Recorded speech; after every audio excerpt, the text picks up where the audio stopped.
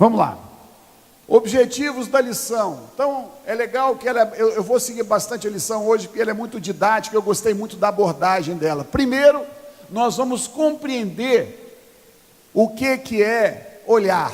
Olhar, na verdade, é olhar para a minha vida como um todo. Hoje nós vivemos correndo demais, dispersos demais, sem parar. E agora é hora de parar. Na verdade, nós precisamos compreender a importância de nós olharmos para a nossa vida. É o passado, o presente e o que eu quero para o meu futuro. Então é momento de parar, é momento de refletir. Esse olhar tem esse sentido. Segundo, é saber que a forma como nós olhamos para a nossa vida é algo que pode trazer luz ou trazer trevas. A forma como você encara os fatos na sua vida, o que aconteceu, o que está acontecendo, isso pode ser uma forma de você agradar a Deus ou uma forma de você desagradar a Deus. E nós vamos falar sobre isso. E o terceiro é como agradar a Deus através do nosso olhar. Amém? Continuando. Aspectos relevantes que eu queria colocar para você. Primeiro, a gente tem que ter olhos para a nossa vida, por quê? Porque Deus te quer prestando atenção, porque Deus te quer vivendo o melhor, porque Deus te quer alguém que administra o seu tempo, que é a sua maior riqueza, de uma maneira responsável, inteligente e sábia. Você não pode deixar o tempo passar sem ter uma ação sobre a sua vida. As pessoas, elas não têm parado para tomar o pulso da sua vida. As pessoas não têm parado para tomar a rédea da sua vida. As pessoas hoje estão vivendo, deixando o tempo levá-las. São, na verdade, levadas e não pessoas que governam a sua vida. Pastor, mas tem muitas coisas da minha vida que eu não governo.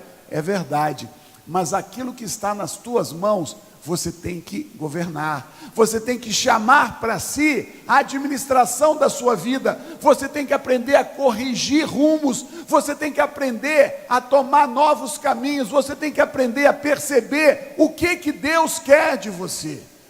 Portanto, meu querido, você precisa planejar o seu futuro, você precisa perceber o seu presente.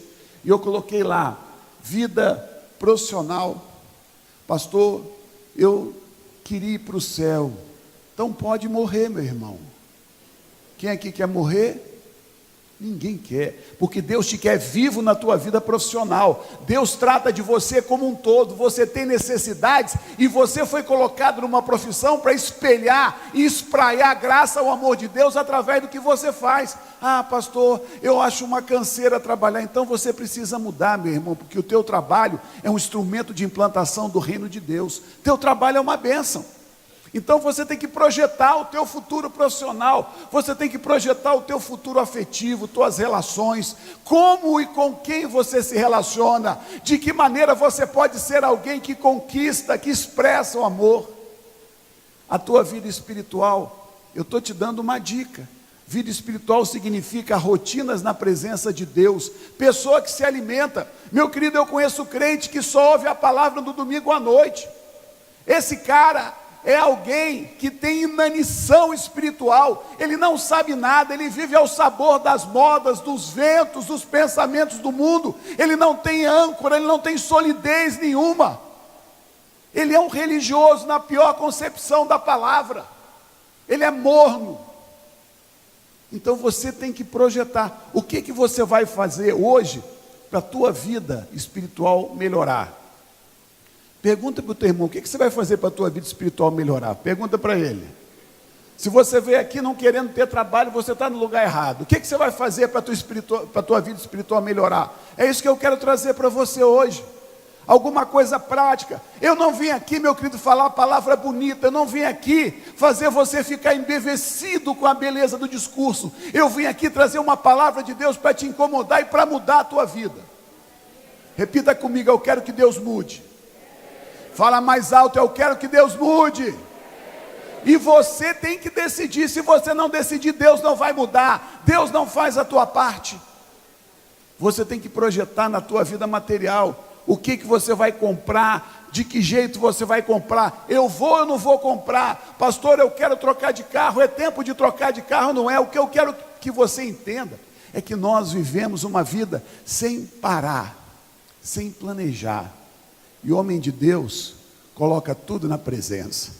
O homem de Deus todo dia pergunta para Deus o que ele deve fazer. Você tem feito isso? E aí eu gostei muito da revista quando ela diz: você tem planejado dentro dos padrões da palavra? E aí me veio esse texto que eu gosto demais: sonda-me, ó Deus, e conhece o meu coração, prova-me, conhece os meus pensamentos, vê se há em mim algum caminho mau e guia-me pelo caminho eterno. Pastor, o que isso tem a ver? Tem tudo a ver, sabe por quê? As tuas motivações têm que ser as motivações de Deus. Se você tem algum plano movido única e exclusivamente pela vaidade, pelo desejo de ter, pelo desejo de aparecer, pelo desejo de ser o centro da sua vida, hoje de manhã você vai mudar. Quem aqui crê nisso, diga amém.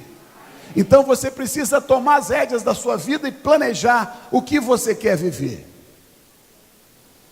Quando a gente fala sobre o olhar, primeiro eu quero que você entenda que nós nos expressamos de 3 formas: através do nosso olhar, através das nossas palavras e através dos nossos gestos.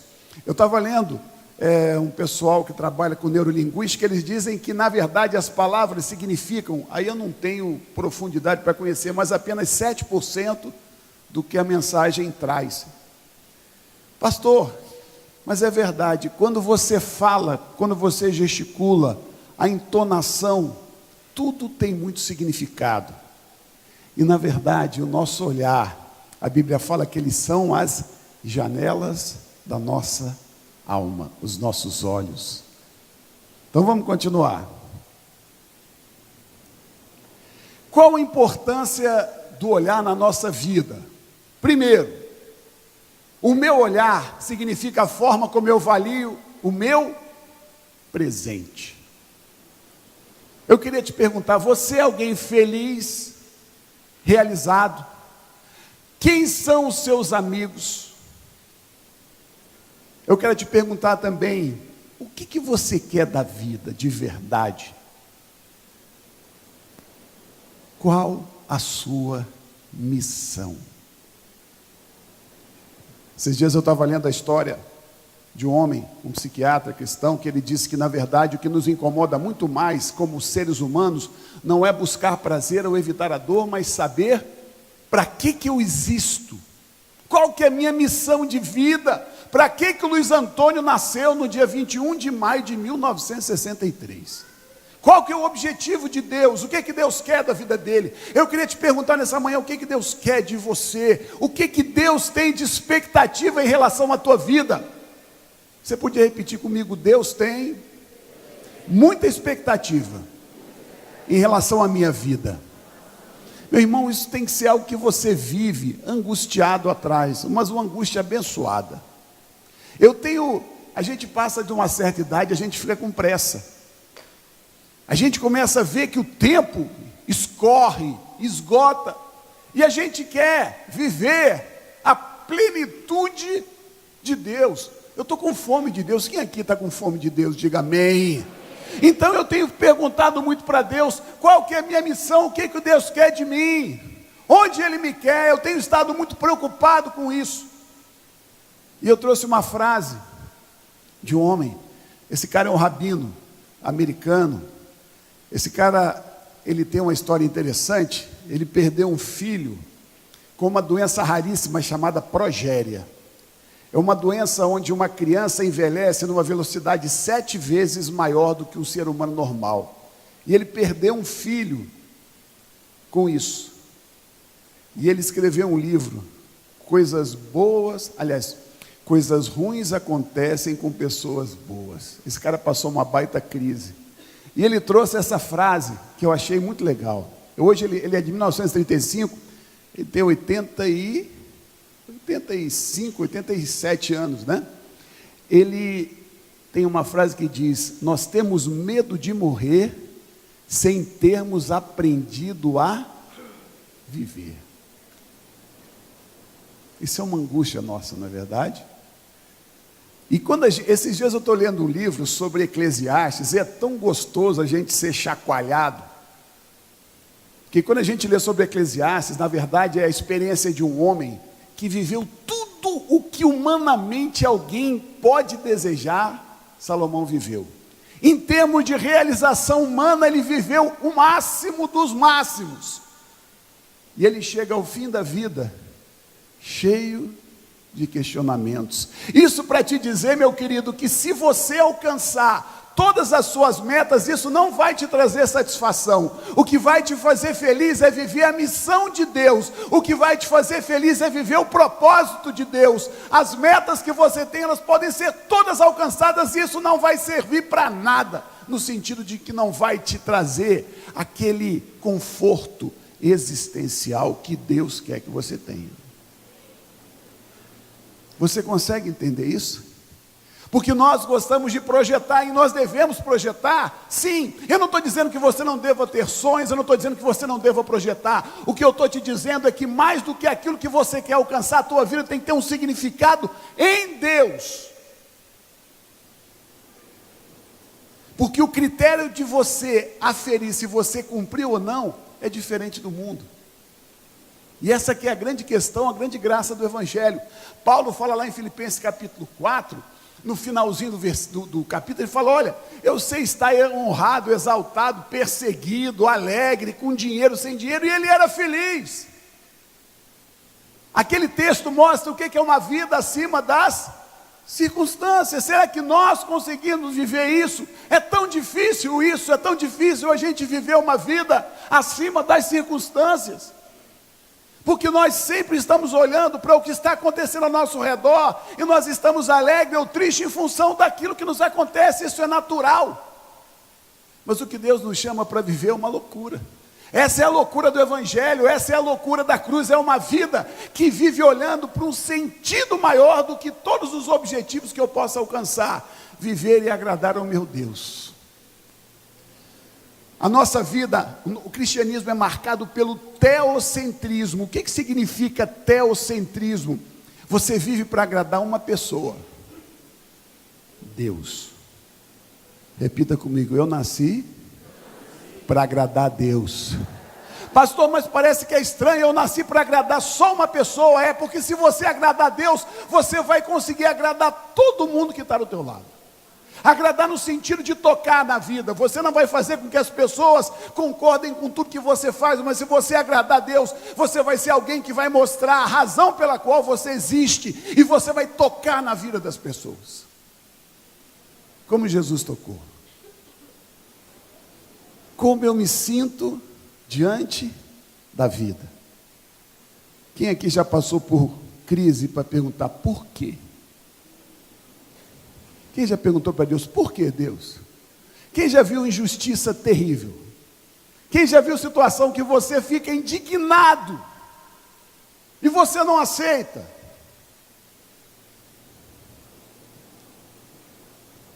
Eu coloquei ali uma reflexão que falou muito comigo. A gente quer entender Deus, e a gente quer entender tudo o que acontece. Queremos ou não queremos? Pergunta para o teu irmão: você não quer entender tudo o que acontece? Todo mundo quer. Agora olha só a empáfia, o orgulho do ser humano. Nós, mortais finitos, queremos entender tudo o que acontece no universo, os porquês. Por que o meu parente morreu de câncer? Por que um acidente matou a minha sogra? Por que aconteceu isso comigo? E nós somos cheios de porquês.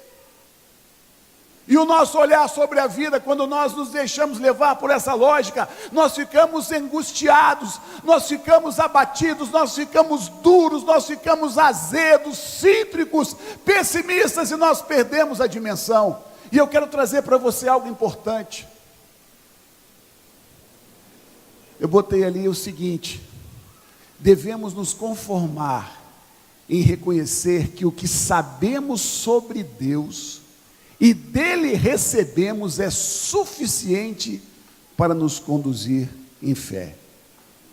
E eu coloquei duas frases depois, que você vai ver. O que nós temos de segurança hoje, aqui e agora? Primeiro nós temos o quê? A palavra. Pega a tua Bíblia aí, pega a tua Bíblia. Levanta a tua Bíblia. Meu querido, a tua Bíblia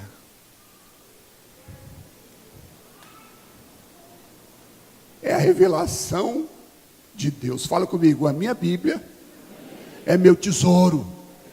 Ela é revelação. Você tem que entender que essa Bíblia é para você, luz nas trevas, direção no caminho da tua vida. Ela tem princípios que vão te fazer ser alguém que vence, que alcança o teu objetivo. Quem não tem na palavra âncora, vive uma vida ruim, frustrada, perdida, insegura. Toda a escritura é inspirada por Deus e o quê? Útil para o ensino, para a repreensão e para a correção, para a educação na justiça. Então nós temos a palavra de Deus. Meu querido, eu não entendo o porquê, mas começa a olhar para a palavra, começa a buscar a palavra. Segundo, nós temos o quê? A mente de Cristo. Cara, isso é muito forte. Você já parou para pensar nisso? Através da presença do Espírito Santo em você, você tem a mente de Cristo. Isso é alguma coisa que eu estou até agora ruminando para ver na prática o que eu tenho, que eu ainda não utilizei. Mas eu tenho que saber que Cristo em mim tem que mudar o meu jeito de ver, o meu jeito de pensar, o meu jeito de interpretar os fatos e a vida. Terceiro, nós estamos sob a influência de quem? Do Espírito Santo. E eu gostei demais desse texto, quando diz assim: quando vier, porém, o Espírito da verdade, Ele vos guiará a toda a verdade. Então você não sabe o porquê, mas você tem o Espírito Santo em você que te revela o que é necessário.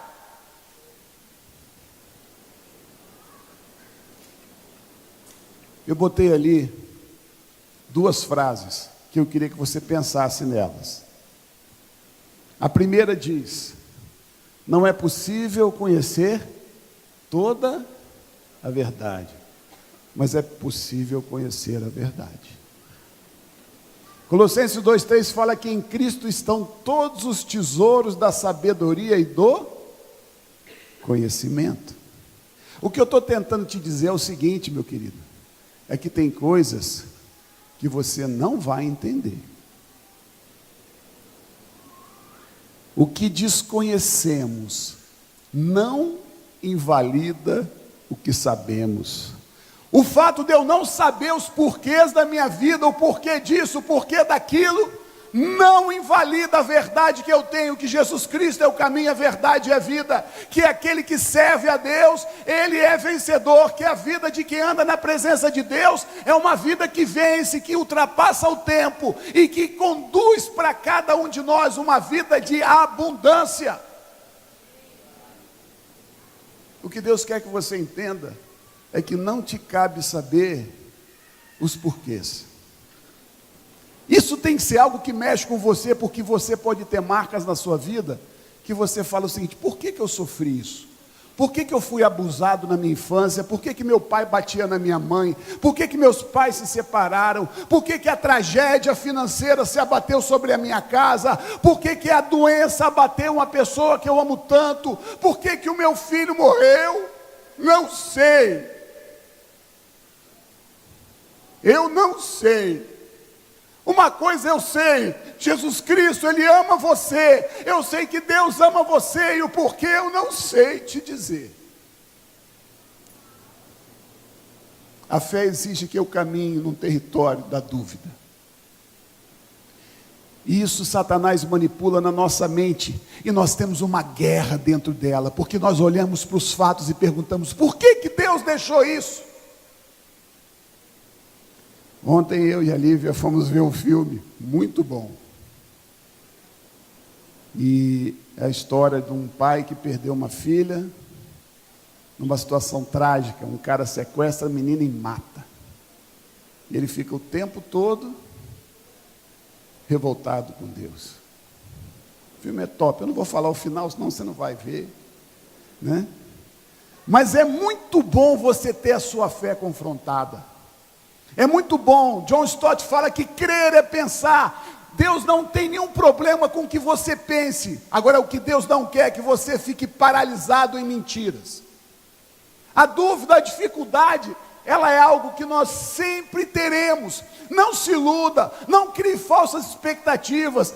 Oh, meu querido, uma das coisas que eu mais temo é quando tem gente que vem explicar o que aconteceu. Ah, isso aconteceu por causa daquilo. Cuidado, meu irmão. Cuidado, você pode trazer mentiras sobre o outro, você pode destruir a vida do outro. Não fique arrumando. Deus não precisa de advogado. Repete comigo: Deus não precisa de advogado. Ah, pastor, o que ele vai pensar de Deus? Deus não precisa de advogado. Eu quero te chocar um pouquinho. Eu quero que você entenda que nada foge ao controle de Deus. A Bíblia fala que os cabelos da nossa cabeça estão o quê? O Salmo 147:6 fala que Deus chama as estrelas pelo nome e as conhece. Pastor, eu preguei e aconteceu uma tragédia na vida da pessoa, o que eu falo? Fala para ele que Deus ama ele, fala para ele que há um propósito sobre a vida dele, fala para ele que acima das circunstâncias existe um Deus verdadeiro, vivo, poderoso, que ama e que transforma. Pare de ser advogado de Deus. Não precisa.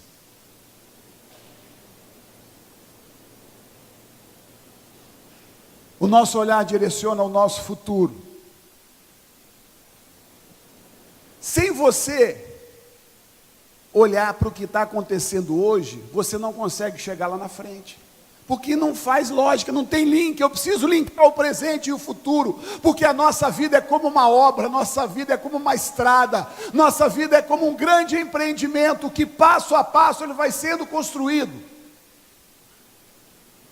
E se você não olhar para o que está acontecendo hoje, se você não parar e não colocar diante de Deus e você enxergar o que você está fazendo, eu estou falando isso porque nós somos religiosos demais.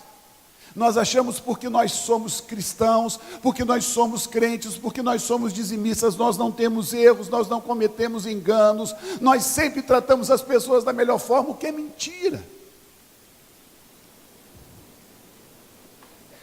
Como que é o teu presente? Você enxerga? E eu coloquei lá, não há como mudar se você não enxergar o hoje. Depois eu coloquei quais são os seus sonhos. Se eu te levasse numa sala e falasse assim, ninguém está vendo, qual que é o teu maior sonho de vida? Para pensar agora. Se Jesus entrasse aqui agora, parasse e chegasse, como que é o nome do irmão? Eu esqueci. Paulo Henrique. Jesus entrou ali, só está o Paulo Henrique, e perguntou assim, Paulo Henrique, qual que é o teu maior sonho que eu vou te dar agora? Qual que é?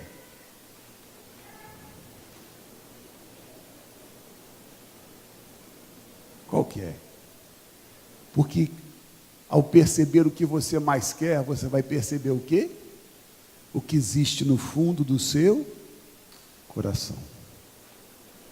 Aonde está o teu tesouro? Aí estará o teu coração. O teu tesouro é aquilo que mais vale, é aquilo que você mais preza. Porque o que nós queremos nessa manhã é que você tenha o principal fruto de uma vida convertida, que é uma vida de mudança de valores, de mudança de prioridades. A marca de Jesus na minha vida é a mudança daquilo que eu gosto, daquilo que eu quero, é a mudança do meu sonho.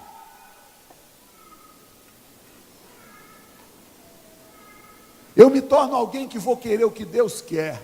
Na verdade, Adão falou, faça-se a minha vontade. Jesus falou para Deus, faça-se a tua vontade. Jesus, ele foi o segundo homem. Adão foi o primeiro, e o primeiro errou e falou: eu quero fazer a minha vontade. E quando ele falou: eu quero fazer a minha vontade, ele se desconectou com Deus, e a morte entrou e traz tudo isso que nós vemos na história da humanidade. Porque o homem, ele não é um ser autoexistente. Você sabe o que é um ser autoexistente? Tenta pensar em Deus. Quem criou Deus? Ninguém, porque ele sempre existiu. Você consegue? É assim que funciona. Ah, Deus, onde Deus começou, Deus sempre existiu, e o homem foi criado. Quando o homem disse assim para Deus: ó, Deus, deixa comigo, porque eu quero viver do meu jeito. Coitado, ele desconectou com a vida, ele abriu espaço para a morte.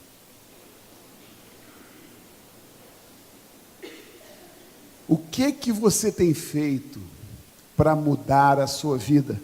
Olha, uma das coisas que eu mais tenho procurado, junto com a Lívia, essa jovem senhora que aqui está, com a qual eu sou casado há 31 anos, uma das coisas que eu mais tenho buscado é trazer mudanças de fato e de verdade. Eu tenho tido um desejo de mudar, não mudar por mudar, mas melhorar. E eu vi uma frase até de um cara meio polêmico, mas que eu gostei demais.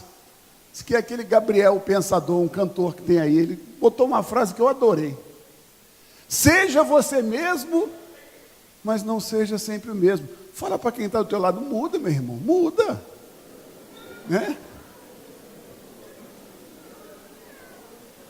Será que você consegue entender que, na verdade, a marca de Jesus em mim é a mudança? Não uma mudança de valores, aliás, uma mudança de valores, uma mudança de jeito de ser, uma mudança no sentido de fazer aquilo que eu não quero, mas que eu sei que é preciso. Meu irmão, o que Deus quer é te causar muitos incômodos abençoados. Repete comigo: eu quero um incômodo abençoado. Olha, quanto mais eu chego perto de Deus, mais eu fico incomodado. Deus, ele me faz fazer coisas que eu não queria naquele momento. Coisas simples. Ontem à tarde, eu estava estudando. Sábado é um dia que eu tiro para estudar, acho bom, gosto. Aí eu sento na mesa lá, abro meus livros e vou estudar, e a Lívia estava num canto. Aí a minha filha chegou e falou assim: pai, vamos almoçar fora? Eu falei assim: não, vou ficar por aqui mesmo. Aí eu pensei: não, vamos almoçar fora. Aí ela falou assim: pai, vamos no shopping? Eu falei: não vamos. Por quê? Falei umas 10 coisas que não fez a mínima lógica. Quem já fez isso, levanta a mão, só para eu saber assim, né? Aí a Lívia ainda falou assim: o Marcelo, ele falou isso, e não falou nada. Aí eu falei assim: bom, não, mas eu quero estudar. Aí a Lívia só deu uma olhada assim para mim. Quem já recebeu o olhar da esposa assim, aquele olhar amoroso, né? Aquele olhar assim transformador, né? Aí eu peguei, falei: bom, então vamos. Aí eu tive que sair, meu irmão. Meu irmão, você sabe qual que era a minha vontade de ir para o shopping almoçar? Fala comigo: zero. Fala assim: zero. Assim, isso foi uma coisa pequenininha. Sexta-feira à noite, nós fomos pregar num lugar, falar para casais, aí nós falamos, aí acabou tarde. Aí eu falei assim para ele: meu bem, eu acho que eu quero ir embora, que ia ter um jantar. Aí a Lívia fez um comentário engraçado demais: meu bem, ela é muito assim, ela devolve com perguntas. Será que as pessoas vão interpretar bem se nós formos embora? Eu falei assim, gente, não é possível. Já era 10h30, e eu estava com vontade. Quem já sentiu vontade de ir embora aqui? Eu estou lá, e eu falei assim, eu vou embora. Não, a Lívia, meu amor, calma, querido. Aquele calma, querido, assim que, né? Aí nós sentamos, e interessante, nós tivemos uma conversa com uma pessoa lá, e nós ajudamos aquela pessoa de uma maneira poderosa.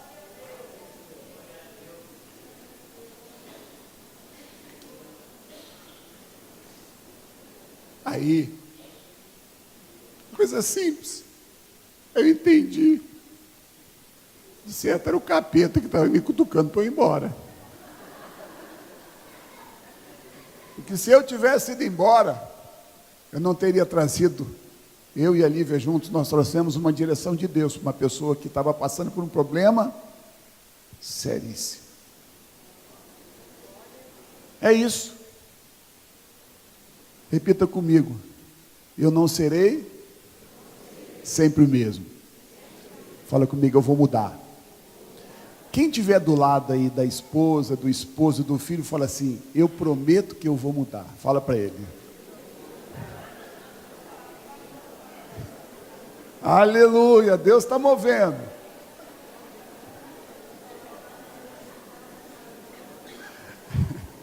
Vamos lá, gente. O olhar, vamos lá, ele revela as verdades da nossa alma. Presta atenção nisso aqui. O olhar é capaz de mostrar. Quem já percebeu que quando você olha para alguém, os olhos dela, na verdade, expressam muita coisa. Tanto é que quando a pessoa está passando por problema, o que ela normalmente faz? Ela abaixa os olhos. E aí nós colocamos ali, de acordo com a revista, é a partir do olhar que brotam as empatias. Tem gente que você olha para ela e o que acontece? Conecta. É igual rede Wi-Fi, né? Você olhou, né? O dia que eu vi a Lívia pela primeira vez, eu conectei com ela, né? Ela veio andando, eu não a conhecia, conexão. Mas não só no aspecto de homem e mulher, de gostar de alguém, de ter essa simpatia, essa empatia, essa proximidade. Tudo isso é construído através dos olhos, do olhar.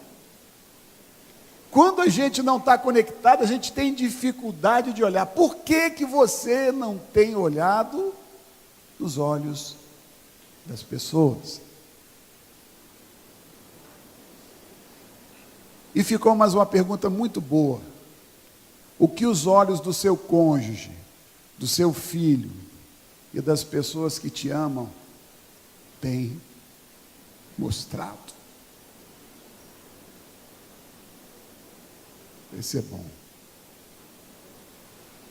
Como que as pessoas estão te vendo? Qual a imagem que você passa? O olhar orienta os nossos relacionamentos.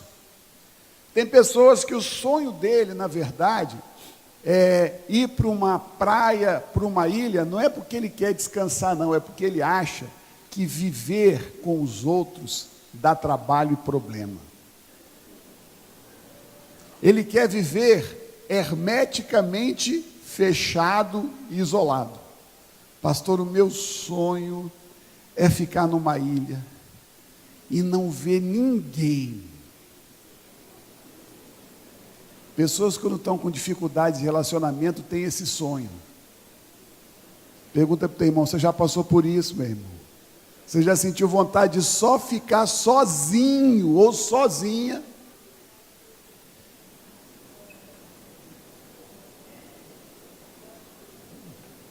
Você se sente incomodado de olhar para o seu semelhante, né?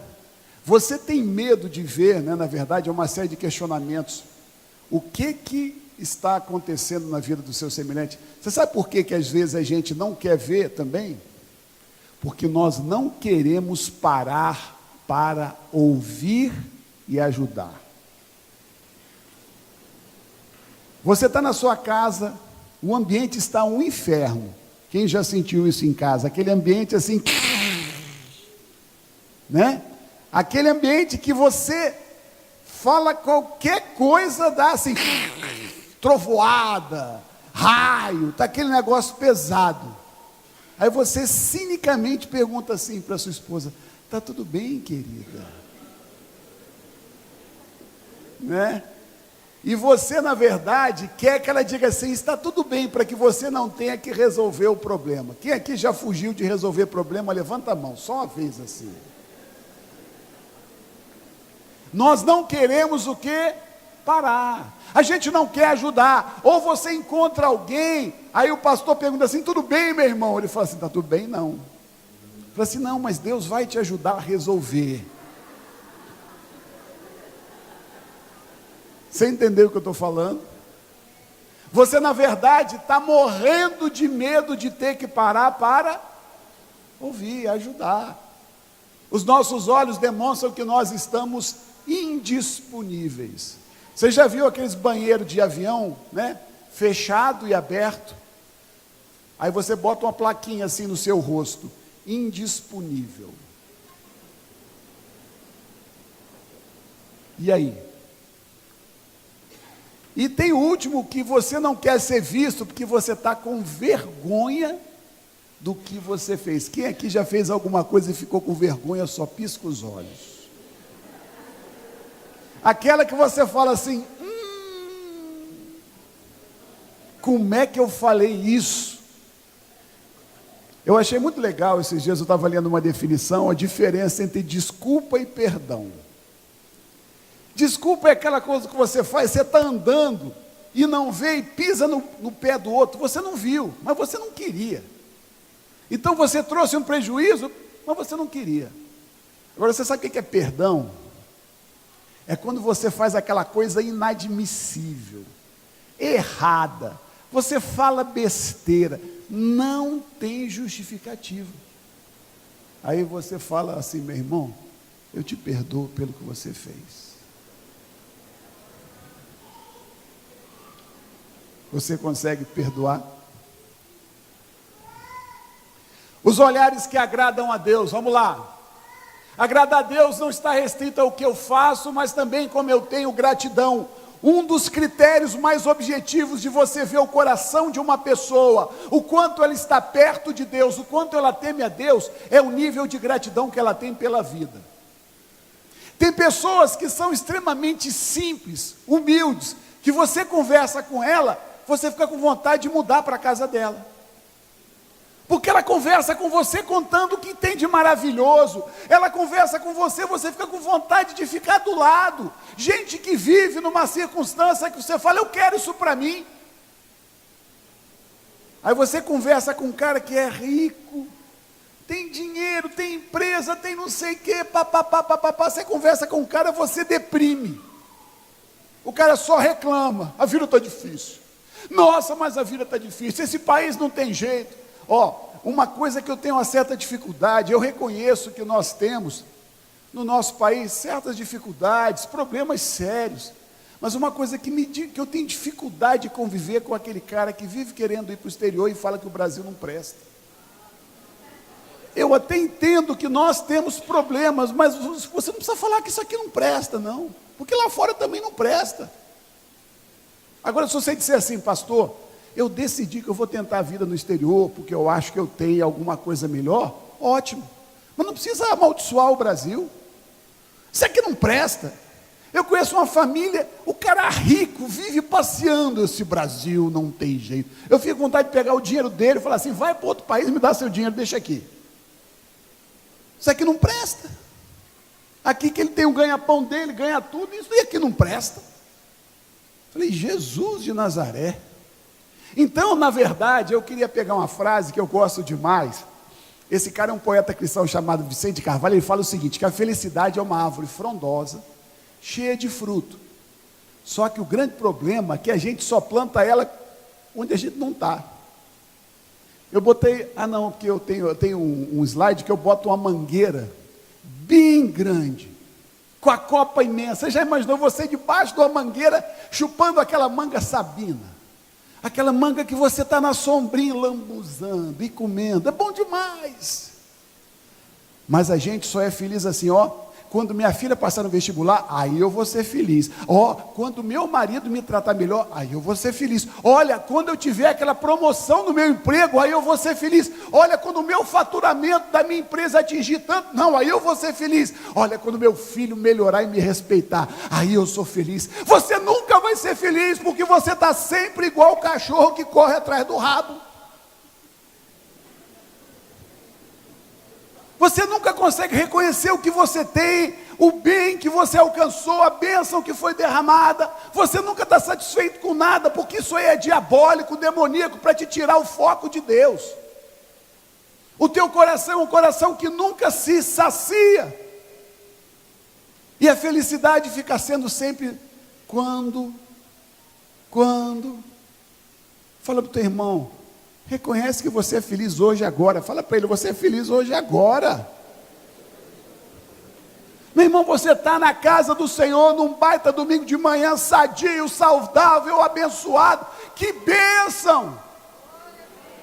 Quanta gente está no hospital ali, com medo de morrer, passando por problema, e você está aqui na bênção, no ar-condicionado, cadeirinha confortável, macia.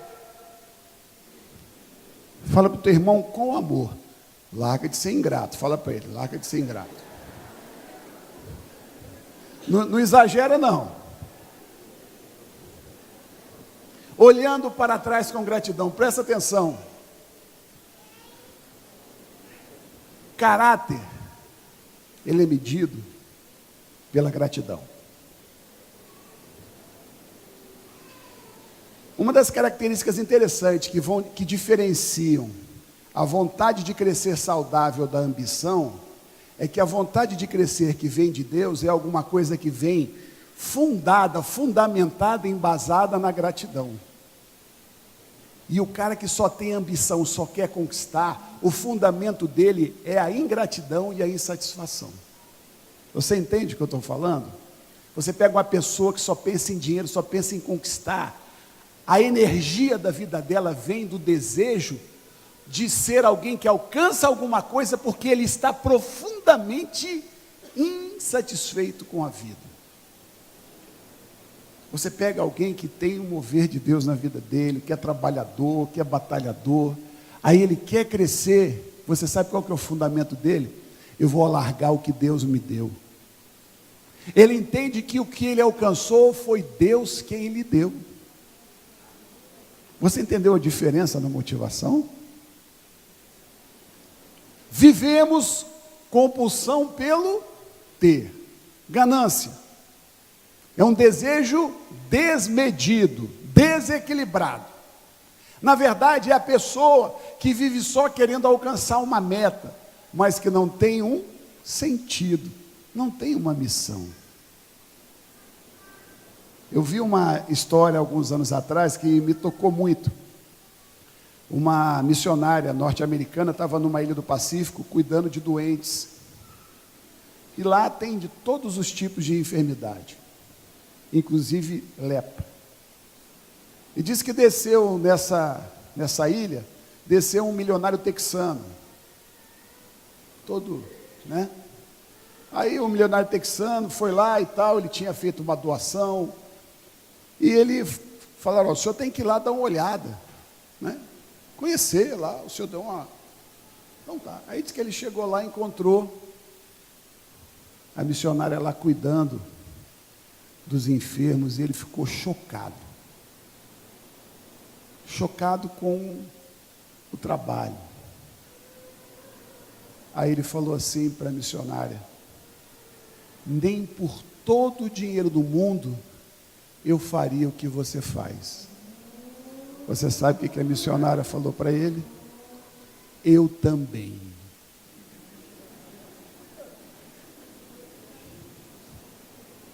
Você entendeu a diferença?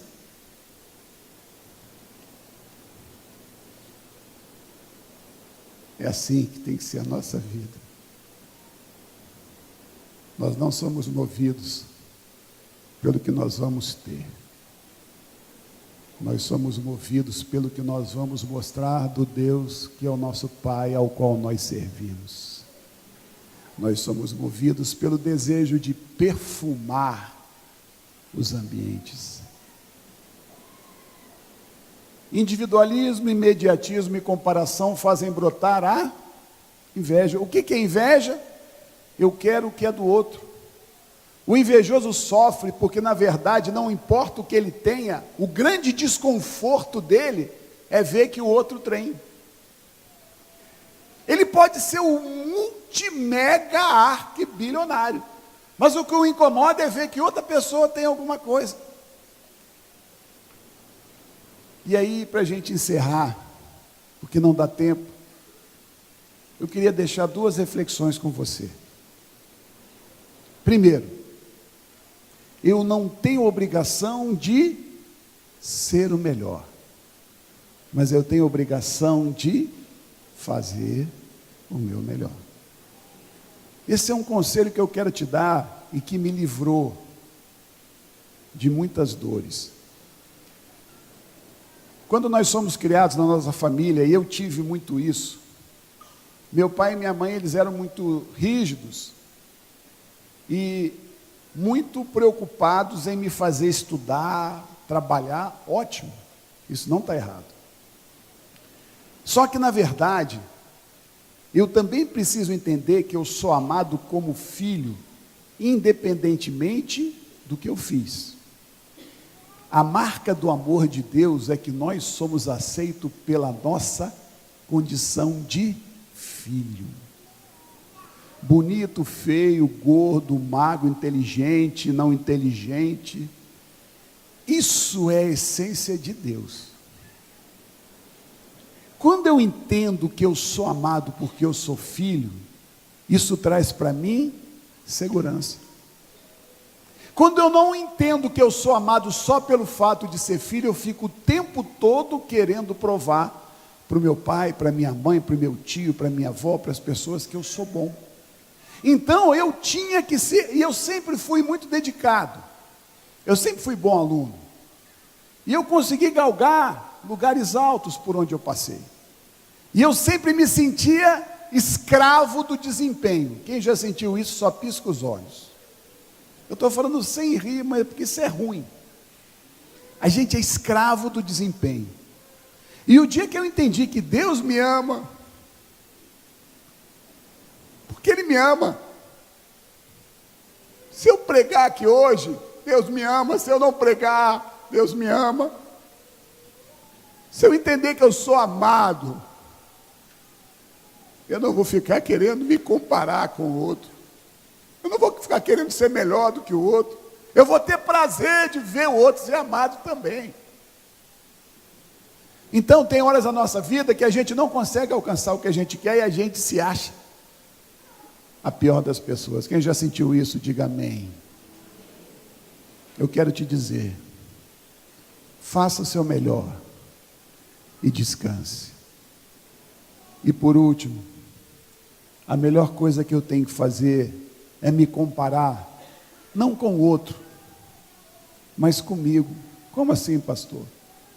Veja o que você já fez, veja o que você já melhorou, faça um exame de vida e perceba o quanto você melhorou. É claro que outros exemplos para nós podem até nos mover, mas a tua referência tem que ser você. Pastor, eu não consegui ir todo domingo de manhã na escola dominical, agora eu consigo. Beleza. Pastor, eu não conseguia ler a Bíblia todo dia, agora eu consigo. Beleza. Eu consigo, pastor, eu só consigo ler 15 minutos. Ótimo, irmão, começa lendo 15 minutos. Pare de ficar querendo alcançar o inalcançável. Seja você mesmo. Vamos ficar de pé.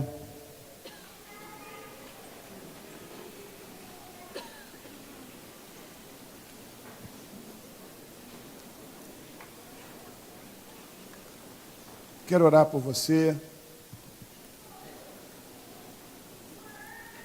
Fecha teus olhos.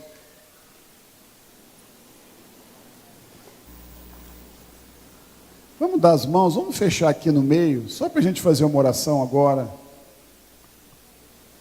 Vamos pegar na mão do irmão aí.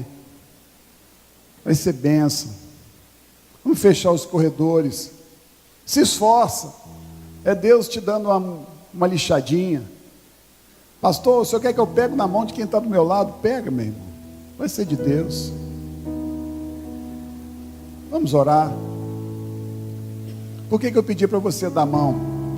Porque nós temos as mesmas dificuldades, que nós temos os mesmos desafios, e porque nós temos uma fé que nos une. E nós temos um objetivo, que é levar o perfume de Cristo e o poder do amor de Deus aonde nós formos. Que essas palavras possam mudar a tua vida e te fazer alguém melhor, alguém que se dispõe a mudar. E como dizia Paulo, prossigo para o alvo, para o prêmio da soberana vocação. Ele falou que não ficava olhando para as coisas que ficaram para trás, mas ele ficou olhando para os alvos que Deus tinha para ele. Fecha teus olhos. Senhor, muito obrigado, Pai, por cada um que veio aqui nessa manhã. Muito obrigado porque o Senhor é Deus que tem paciência. O Senhor é o Deus da segunda chance, da segunda oportunidade.